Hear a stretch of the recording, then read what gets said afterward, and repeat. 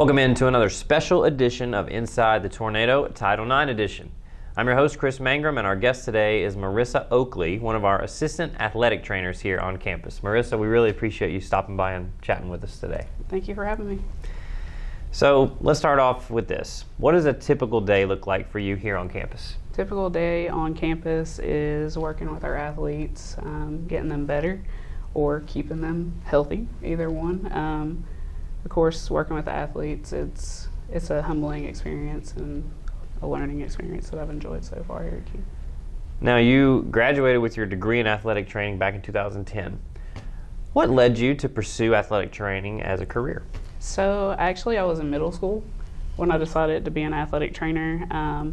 We had an athletic trainer in our hometown that was a big influence to me, and I seen him working with athletes, and I'm like, I'm always hurt myself. Yeah. So maybe this would be a good way to stay in sports and then take care of people, because that's something I always wanted to do, was just take care of people. So as we celebrate 50 years of the Title IX legislation, tell us how this has impacted you in your career leading up to where you are now. So as a female and African American, I've had some challenges in my life.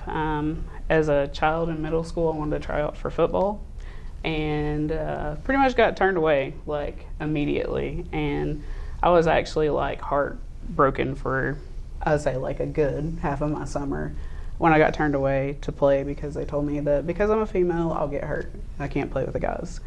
But of course, I've seen people come up and actually be able to be an athlete as a female playing football. And this last couple of years, I've actually seen some middle school girls, I've seen some high school girls. So it's come a long ways, and even collegiate level, it's coming a long ways for females. So that's why it's important for me.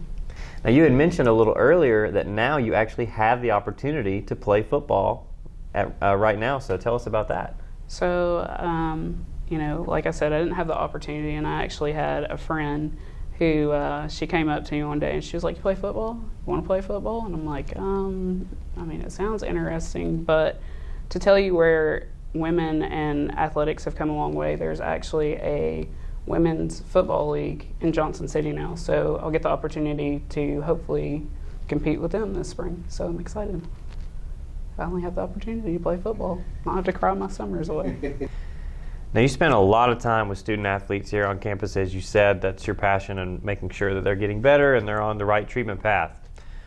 Who are some of the people in your life that have made a difference for you and that have kind of pushed you on to be who you are? My mom. She's one of my biggest fans. She's pushed me to achieve and to do better in life than she did, and I think she's done great in life, and I'm thankful that she pushed me to be the female I am today and to actually pursue my dreams, because as a child I was told that I wouldn't amount to anything. I was told that just because I couldn't do math as a child, that I wouldn't amount to go to college, and for her to inspire me and to continue to push me to do my best, and of course I've been successful the whole way, and I'm really appreciative of her for inspiring me to do that. We've got some interesting stories about your childhood growing up and being turned away from football and things like that. What is your message to young women that might be in the same shoes that you are in at one time, that want to pursue either playing at the college level or maybe being an athletic trainer someday? What would you say to those young women? I would tell those women not to let somebody define them just because they're a female or whatever their race or culture. Don't let anybody tell you that you can't do something. You can find that drive inside of you. Keep your head up and push forward to pursue your goals and your dreams. Don't let anybody stop you from doing that. Again, this has been another edition of Inside the Tornado as we focus on 50 years of Title IX. Marissa Oakley with us. We thank you again for stopping by and chatting with us. This has been another edition of Inside the Tornado. We'll see you next time.